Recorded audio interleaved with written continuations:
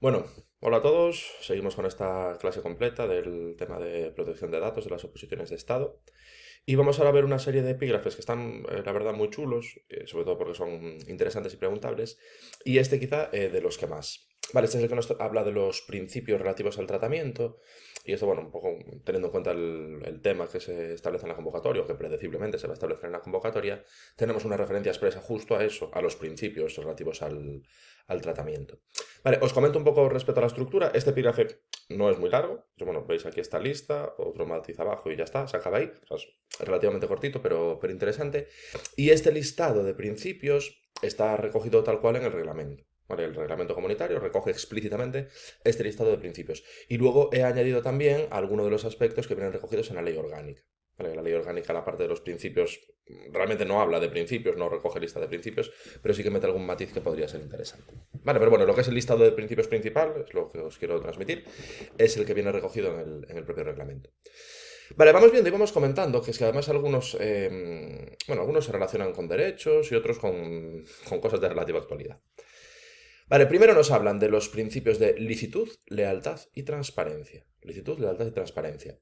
Vale, parece bastante razonable que si tienes unos principios de licitud, lealtad y transparencia, lo que significa es que los datos hay que tratarlos de manera lícita, leal y transparente. Lícita de licitud, leal de lealtad y transparente de transparencia. En ese sentido no resulta muy complicado. Claro, ¿a qué se está refiriendo? Hay que tratar los datos de manera lícita, o sea, hay que tratar los datos cumpliendo con lo que establece el ordenamiento jurídico. Bueno, la licitud hace referencia a dar cumplimiento pues, a todo lo que viene recogido en el reglamento comunitario, también a lo que venga recogido en las diferentes normas estatales de desarrollo, como en nuestro caso la ley orgánica del año 2018. O sea, hay que tratar los datos cumpliendo con lo que establece la normativa vigente conforme a este principio de licitud. Luego, interesante, nos hacen referencia a la palabra leal, al principio de lealtad. ¿Qué significa esto? Que no solo hay que cumplir con el ordenamiento jurídico, sino que también hay que actuar de buena fe. Vale, o sea, cuando nos hablan de tratar los datos de forma leal o de ese principio de lealtad, a lo que se refieren es a actuar de buena fe, no solamente cumplir con la normativa, sino actuar de buena fe. Perdón. Vale, o sea que la lealtad hace referencia a actuar de buena fe también a la hora de tratar los datos personales. Y luego cuando nos hablan de la transparencia, de esto veremos muchas referencias, pero, porque veremos epígrafes que hablan explícitamente de la transparencia, pero básicamente a lo que se refieren es a que los interesados tienen que tener conocimiento, tienen que poder saber qué se está haciendo con sus datos personales y un poquito por qué los tiene cada entidad, de dónde los ha sacado, qué quiere hacer con ellos y todas las circunstancias relevantes alrededor de esos datos personales. Vale, entonces licitud, lealtad y transparencia, con estas connotaciones. Respecto al siguiente, al de la limitación de la finalidad, este es un principio muy interesante porque durante mucho tiempo, la verdad, se incumplía de forma sistemática por las grandes corporaciones. ¿Vale? De hecho, os daré un ejemplo que tuvo bastante notoriedad en su momento. Claro, nos hablan de limitación de la finalidad. Y nos dicen que los datos van a ser recogidos con fines determinados, explícitos y legítimos, y no serán tratados ulteriormente de forma incompatible con esos fines. Vale, ¿qué significa esto? Lo que significa es que si me piden datos personales, me tienen que decir para qué me los están pidiendo. Vale, no vale que te digan, bueno, tú cédeme tus datos y ya veré yo lo que hago luego con ellos. No, te tienen que decir, vale, pues yo quiero que me cedas tus datos para hacer estas actividades, estas otras, pues para lo que sea relacionado con la entidad que nos está pidiendo esos datos personales.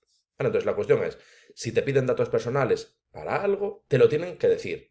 Y luego tienen que utilizar esos datos personales para el fin que te han comunicado y no para otros fines diferentes. Vale, esa es la clave. Limitación de la finalidad significa, primero, si me pides datos, me tienes que decir para qué los quieres, qué vas a hacer con ellos, y luego tienes que utilizar los datos para el fin que me dijiste y no para otros que sean incompatibles.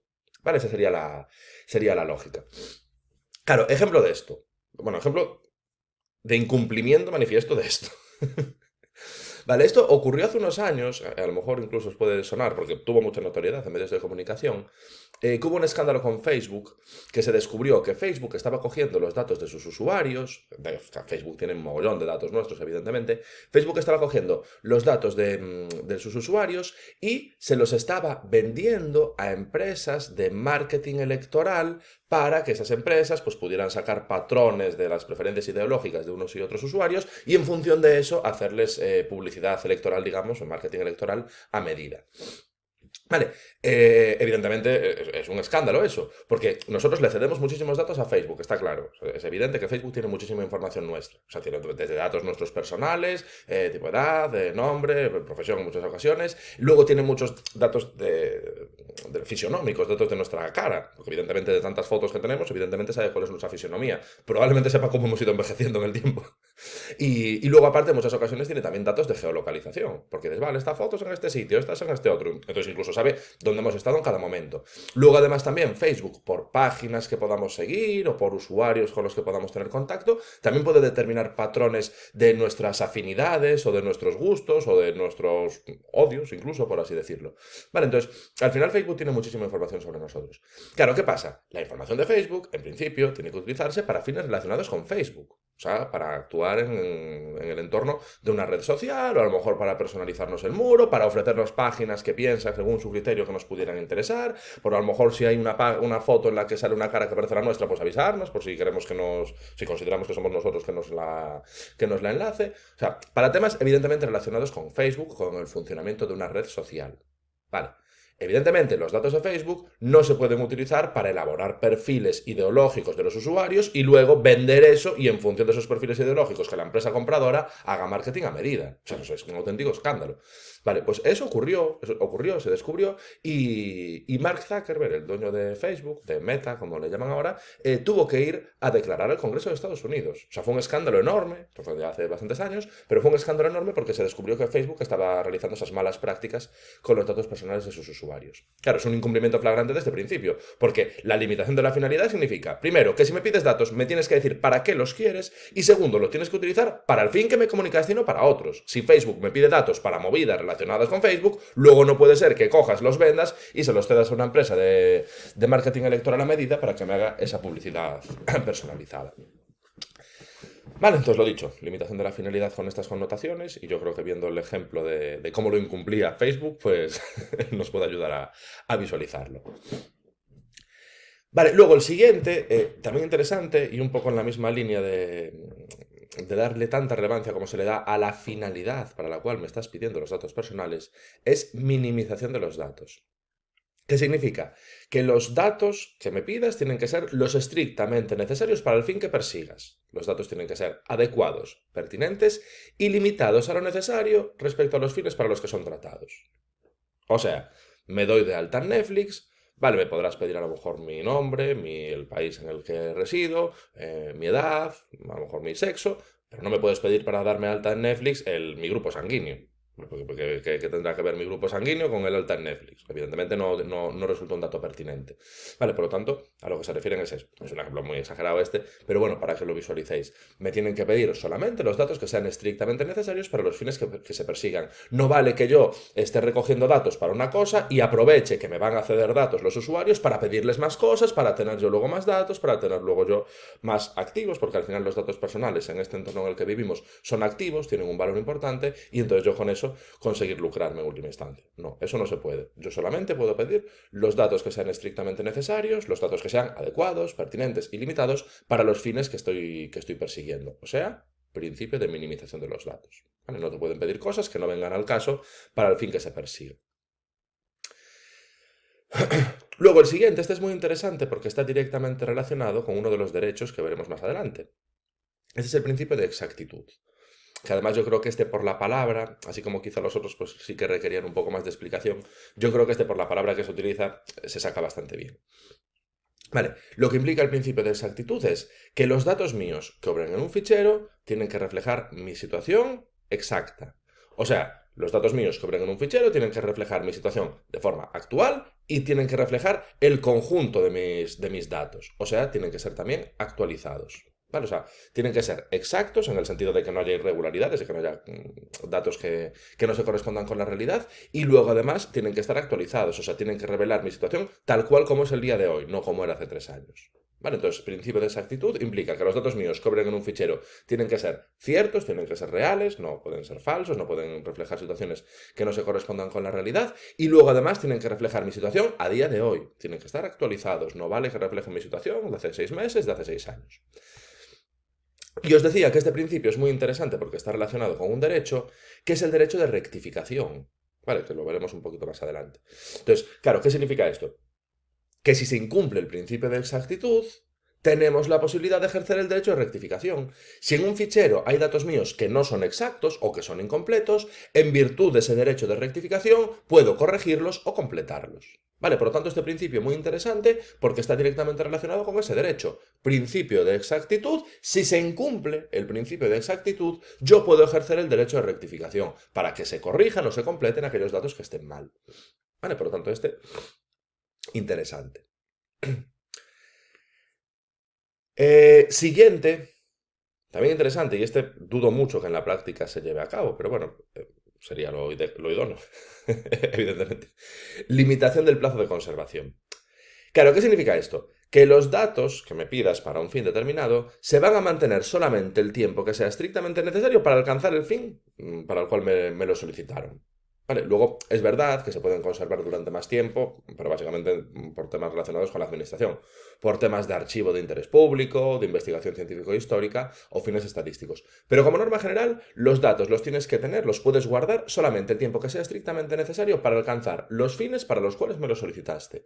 No puede ser que una vez que ya no tenga sentido que guardes esos datos porque ya los fines ya se han cumplido o ya me he desvinculado de esa entidad o lo que sea, no puede ser que luego los mantengas.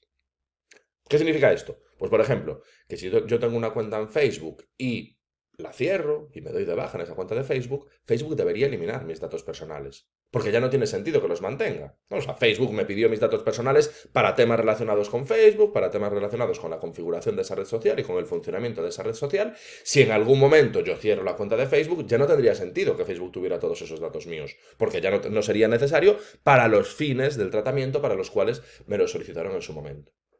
Bueno, ahora, que esto se haga, lo dudo bastante. Pero bueno, en principio es lo que debería de ser. Una vez que se alcanzan los fines, una vez que ya no son necesarios para los fines para los cuales me los solicitaron, esos datos deberían de eliminarse. ¿Vale? Serán mantenidos de forma que se permita la identificación de los interesados durante no más tiempo del necesario para los fines del tratamiento de los datos personales. Una vez que los fines ya se han alcanzado o que por el motivo que sea ya no son necesarios esos datos, deberían de eliminarse o por lo menos deberían de desvincularse de mi persona. ¿Vale? Para que no se puedan asociar a los interesados. Debería de ser así.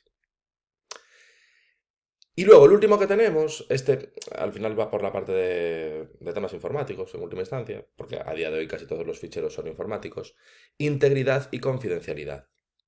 Vale, y esto hace referencia a que los datos hay que tratarlos de forma segura, hay que garantizar la seguridad adecuada de los datos personales. Vale, nos dicen, incluida la protección contra tratamientos no autorizados o ilícitos y contra su pérdida, destrucción o daño accidental. Habrá que adoptar las medidas de seguridad, las medidas técnicas, organizativas de seguridad que sean necesarias para garantizar esa integridad y esa confidencialidad. O sea, esto lo podemos relacionar con una de las definiciones que veíamos en el bloque anterior, que es la de violación de la seguridad de los datos. Claro, hay que hacer las actuaciones que sean necesarias en los sistemas de seguridad y en los sistemas de tratamiento de datos para evitar violaciones en la seguridad de esos datos. Vale, porque acordaros que las violaciones en la seguridad de los datos justo era esto. Era o bien que se produjeran accesos indeseados, accesos no autorizados a los datos personales, o bien que se produjeran destrucciones o daños o cualquier tipo de incidente con respecto a los propios datos personales. Vale, entonces al final a lo que se están refiriendo aquí es que habrá que adoptar las medidas que sean necesarias para garantizar que no se produzcan violaciones en la seguridad de los datos, que no se produzcan accesos indeseados y que no se produzcan alteraciones o daños de cualquier tipo con respecto a los propios datos personales. Vale, y un poco lo que os decía, como esto a día de hoy prácticamente todos los ficheros están informatizados, pues al final de lo que se trata es de establecer las medidas informáticas, las medidas de seguridad informáticas que sean necesarias para garantizar estas circunstancias. ¿Vale? Así que nada, eso es la lista de principios que tenemos en el reglamento. Vale, interesante. Yo os diría que sí que estaría muy bien que os memorizarais lo que viene al final entre paréntesis, que eso no lo puse yo, viene así en el reglamento y son los nombres como tal, luego lo otro es un poco la explicación bastante básica por otra parte. Pero bueno, como mínimo sabernos los nombres de los principios sería súper interesante porque son conceptos preguntables. Y luego yo os meto aquí como añadido un detallito que es interesante, que viene recogido en el bloque de los principios de la ley orgánica, que por lo menos en mi opinión no es un principio. Pero bueno, como a nivel de estructuración de la norma lo ubicaron en el bloque de principios, pues aquí nos lo tenemos que aprender, evidentemente. No voy a yo arbitrariamente cambiar de orden las cosas. Vale, Aquí lo que nos dicen es, nos hacen una referencia a un deber de confidencialidad. ¿Vale? Nos dicen, según el artículo 5, efectivamente, de la ley orgánica, tanto los responsables como los encargados, como cualquier persona que de una forma u otra participe en el tratamiento de los datos personales, sujetos a un deber de confidencialidad. ¿Vale? O sea, que existe esa sujeción a ese deber de confidencialidad respecto a todas las personas que de una forma u otra participen en el tratamiento de los datos personales. Esto es bastante lógico al final. De hecho, no es lógico, es que es la piedra angular de todo el sistema. Porque de nada serviría que haya una regulación así muy chula, pero que luego las personas, las propias personas que podamos acceder a datos personales de usuarios, podamos luego difundirlos libremente porque nos dé la gana. O sea, puede ser que el sistema informático esté guapísimo y sea todo súper seguro y tenga 80.000 contraseñas y esté todo encriptado y sea la leche, pero que luego las personas podamos divulgar los datos así a la buena de Dios. Hombre, evidentemente no tendría ningún sentido. Por lo tanto, está claro que cualquier persona que de una forma u otra, responsable, encargado, cualquier persona que por el motivo que sea participe en el tratamiento de datos personales, evidentemente sujetos a un deber de confidencialidad. De hecho, luego, en la propia ley orgánica, claro, yo lo he resumido todo, evidentemente, en la propia ley orgánica meten un inciso en este mismo bloque que es llamativo, pero bueno, que no está de más que lo puntualicen, que dicen que, claro, ese deber de confidencialidad se va a mantener aunque desaparezca la relación del obligado con el responsable o con el encargado. Así dicho igual no entendisteis. ¿Qué significa esto? Pues yo, por ejemplo, al trabajar en la Xunta, por el procedimiento que tramito, tengo acceso a mogollón de datos personales. ¿Vale? De hecho, en los modelos nuestros normalizados de solicitud hay un apartado específico en el que nos consienten que tratemos los datos personales. ¿Vale? De hecho, si no lo consienten, tendríamos que hacer los requerimientos y que nos mandaran ellos la información. Entonces, bueno, como la gente, por simplificar, prefiere que no le andemos mandando cartas cada 2 por 3, pues todo el mundo lo consiente. Pero bueno, la cuestión es que yo accedo a montones de datos personales por el trabajo que hago. Igual en otros vídeos, otras historias, seguro que os lo conté. Yo accedo a los datos de la renta, de las prestaciones de la seguridad social, del catastro, datos sanitarios. Yo accedo a muchísimos datos personales, la verdad.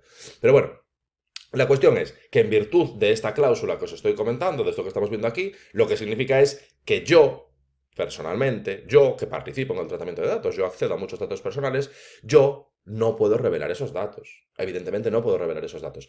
Y según esto que os comento, lo de que se va a mantener la relación, o sea, se va a mantener este deber, aunque desaparezca la relación con del obligado con el responsable o con el encargado. Claro, ¿qué significa esto? Que si yo me voy de la Xunta por el motivo que sea, si yo renuncio, cosa que no tendría mucho sentido, pero bueno, si algún día se me va la olla, y renuncio a mi plaza, renuncio a mi condición de funcionario de carrera, seguiría vinculado por ese deber de confidencialidad. Como no puede ser de otra manera. Porque si al final, y claro, en el caso de los funcionarios es más difícil, pero en una empresa privada, trabajas en una empresa privada, accedes a muchos datos personales, te despiden de la empresa privada y a partir de que te despidan ya puedes revelar todas las informaciones, todos los datos. Pues evidentemente no. Si no, se desvirtuaría también la lógica de toda esta estructura normativa. Entonces, evidentemente, quien acceda a datos personales por desempeñar un puesto de trabajo, aunque luego se vaya de ese puesto de trabajo, lo despidan de la empresa, renuncio, lo que sea, sigue vinculado a ese deber de confidencialidad. No puedes luego, una vez que te han despedido, revelar toda la información. Evidentemente no, si no, no tendría ningún sentido todo esto. Vale, y esto es lo que nos comentan sobre el deber de confidencialidad en la Ley Orgánica de Protección de Datos. Vale, y así la parte de los principios. Y luego, vemos, siguiente bloque, que este es cortito, pero también interesante. De hecho, en algún examen de estado, yo juraría que en alguno del C1 de promoción interna, me parece que fue, vi pregunta de esta parte. Aquí nos hablan de las condiciones de licitud del tratamiento. O sea, aquí nos van a decir en qué supuestos se pueden tratar datos personales.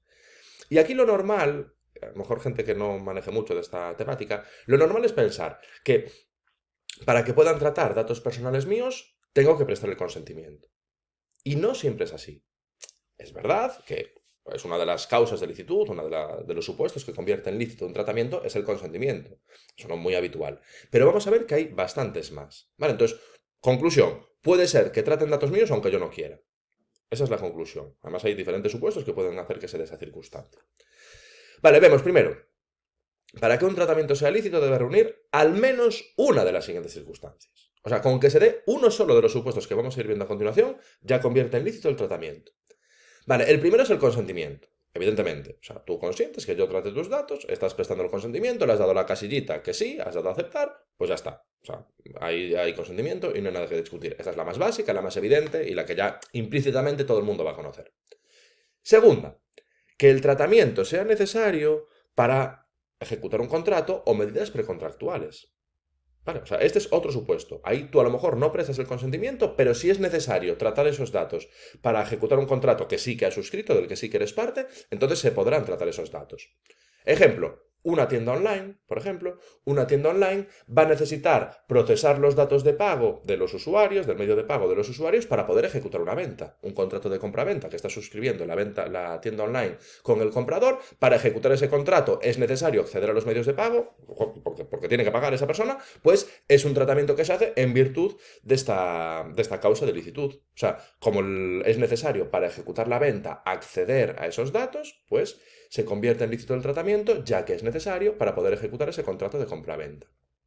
Vale, entonces ese sería un supuesto y tú ahí no necesariamente estás prestando el consentimiento. Aquí podemos decir que hay un consentimiento, digamos, indirecto, porque tú consientes para hacer el contrato, o sea, tú haces el contrato, quieres comprar una cosa, suscribes, haces todos los trámites, implícitamente estás consintiendo también en que se gestionen tus medios de pago. Si no quieres comprar, o sea, si no quieres meter tus medios de pago, pues no compres por internet. No hay ninguna otra manera, no puedes mandar los billetes por el ordenador. Vale, entonces al final, aquí podríamos, digamos, razonarlo en el sentido de que hay un consentimiento indirecto desde el momento en el que yo firmo un contrato y para ejecutar ese contrato es necesario que se haga una compra-venta y por lo tanto es necesario que se incorporen los medios de pago, los datos relativos a los medios de pago, podríamos asumir que hay ese consentimiento indirecto. Luego, el siguiente que tenemos, esto nos pasa a todos, o sea, yo diría que a todos nos ocurre, tratamiento que sea necesario por requerimiento legal. Os digo que nos pasa a todos porque un ejemplo de esto es el padrón. O sea, porque además es la ley de bases de régimen local la que así lo establece. Es obligatorio que en aquel municipio en el que residas la mayoría del año te empadrones. Y te tienes que empadronar. Eso es una obligación legal. Y si te empadronas, estás obligado a que conste en los datos del registro, del padrón, que conste tu nombre, tu DNI, tu edad, no sé si tu estado civil y tu nivel de titulación, me parece que es. No me acuerdo exactamente, pero bueno, tienen que constar una serie de datos. Quieras o no, los tienes que ceder, porque así lo establece obligatoriamente la ley de bases del régimen local. No vale que digas, no, pero no te quiero ceder esto. Dirán, ya, genial, pero la ley obliga a que lo hagas. O sea, que si no lo haces, pues ya se tomarán las medidas oportunas. Bueno, entonces existe una obligación legal para que todo el mundo se empadrone y si te empadronas tienes que ceder una serie de datos al municipio en el que te estés empadronando. Luego también hay tratamientos de datos por requerimiento legal en relación con Hacienda. Hacienda puede acceder a montones de datos nuestros porque así lo establecen diferentes leyes. El siguiente, este es como muy extremo, pero bueno, está recogido y de hecho en el propio reglamento vienen algunos ejemplos, por así decirlo. Tratamiento de datos para protección del interés vital de las personas. Vale, esto es como muy llevado al extremo, pero esto estaría pensado, por ejemplo, para situaciones de emergencias sanitarias o graves catástrofes. O sea, imaginaros que hay pues, que es un accidente enormísimo o que explota una central nuclear o cualquier cosa loquísima, una refinería o lo que sea, y hay un mogollón de víctimas mortales y mogollón de heridos, miles y miles de heridos. Aquí no, pero en otros sitios han ocurrido cosas así. Vale, pues imaginaros que hay miles y miles de heridos, pues a lo mejor en el lugar en el que eso haya ocurrido hay que derivar los pacientes a todo tipo de hospitales y de instituciones sanitarias. Y a lo mejor pues hay que llevar a los pacientes a clínicas que son completamente privadas. Vale, pues a lo mejor esas clínicas privadas pueden acceder a la historia clínica de los pacientes sin que hayan firmado nada. Si llegan allí y están inconscientes y es todo súper perentorio, y a lo mejor pueden acceder a la historia clínica pues para ver si tienen alguna alergia a algún medicamento o alguna patología de base que les impida el tratamiento que resultaría necesario, por ejemplo. Vale, es como muy llevado al extremo, pero es para casos de esas características, graves catástrofes, graves accidentes y cosas de esas características.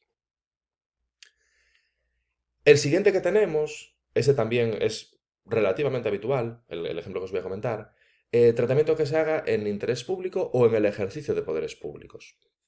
Vale, esto es en lo que se amparan por ejemplo, todos los colegios le piden a la gente que vaya a trabajar en el colegio y vaya a tener relación con menores un certificado de no tener antecedentes penales por delitos sexuales. Vale, para evitar evidentemente que haya pederastas trabajando en esos entornos. Vale, pues eso se hace en virtud de esta causa de ilícito del tratamiento. Vale, de hecho, los colegios están obligados a que toda la gente que vaya a trabajar allí, que vayan a tener esa relación con los menores en el ámbito laboral, se les obliga a exigir ese certificado de no tener antecedentes penales por temas de delitos sexuales. Y ocurre no solo en los colegios, al final ocurre en cualquier trabajo que vayas a tener contacto con los menores, porque en los clubes deportivos, de equipos de fútbol y de baloncesto y todas estas movidas, también se obliga que la gente que vaya a tener trato con los menores presenten ese certificado. ¿Vale? Y el poder exigir ese certificado es en virtud de esta causa de licitud. Se hace en interés público o en el ejercicio de poderes públicos. Y luego el siguiente que tenemos es quizá el más polémico, porque aquí siempre hay aspectos subjetivos. Aquí siempre va a haber un matiz de subjetividad. La prevalencia del interés legítimo que le dicen.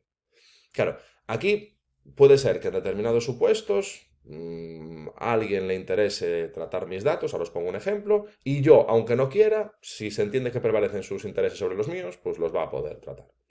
De aquí hay un ejemplo muy interesante, que es algo que se está empezando a hacer en España y que en otros países ya hace bastantes años que se hace, que es, por ejemplo, en los taxis, las cámaras on board que llevan. Las cámaras que llevan como en el salpicadero para ir grabando todo lo que van haciendo, o cómo van circulando. Vale, que eso lo hacen por temas de accidentes, claro, pues si hay un atropello, si hay un accidente, ellos van grabando y así se ve de quién es la responsabilidad y de quién no lo es. Vale, claro, eso puede ser que el taxi, de hecho seguro que me han grabado a mí, a la mayoría de vosotros. El taxi va por ahí, claro, va circulando por la calle, a lo mejor me graba a mí o os graba a vosotros. A lo mejor yo no quiero que me grabe, pero se entiende que prevalece ese interés legítimo del taxista para poder acreditar que va cumpliendo con la normativa de seguridad vial y entonces aunque me haya grabado a mí, pues me tengo que aguantar porque se entiende que prevalecen sus intereses. Vale, habría más ejemplos, pero bueno, yo creo que este es bastante interesante. Vale, y luego nada, se abre la puerta a que a nivel estatal se puedan establecer otras causas de licitud para adaptarse a singularidades que puedan existir en los diferentes Estados miembros. Disposiciones que establezcan los Estados miembros para fijar unas condiciones más concretas. Pero bueno, conclusión. Hemos visto múltiples causas de licitud del tratamiento. Hemos visto múltiples supuestos en los que se podrán tratar nuestros datos personales. Evidentemente uno, el más habitual, es el consentimiento, pero ya vemos que hay otros. Hay otros supuestos que pueden convertir en lícito el tratamiento aunque yo no preste el consentimiento. Vale, eso sería lo más interesante. Vale, y nada, dejamos aquí este bloquecito, yo creo que bastante chulo, vista la parte de los principios del tratamiento, que yo, bueno, como os indicaba, bastante preguntable y que como mínimo imprescindible estaría bien que nos aprendiéramos los nombres de los principios, eso es mínimo imprescindible, luego evidentemente cuanto más sepamos mejor, y también interesante saber las causas del instituto del tratamiento, primero entender esto que os estoy incidiendo bastante, que no necesariamente tenemos que prestar el consentimiento, o sea, puede ser que lo prestemos y sería lícito el tratamiento, pero aún sin prestar el consentimiento, pudiera ser que se trataran datos personales nuestros e interesante también incluso saber las causas, por esto que os comento de que en alguna oposición de Estado he visto pregunta relativa justo a que nos supiéramos las causas del ilícito del tratamiento. Vale, nada, así este bloquecito y luego dejamos para el siguiente el de las condiciones para el consentimiento, que también sería súper interesante y súper preguntable. Así que nada, espero que os haya gustado y nos vemos en la próxima.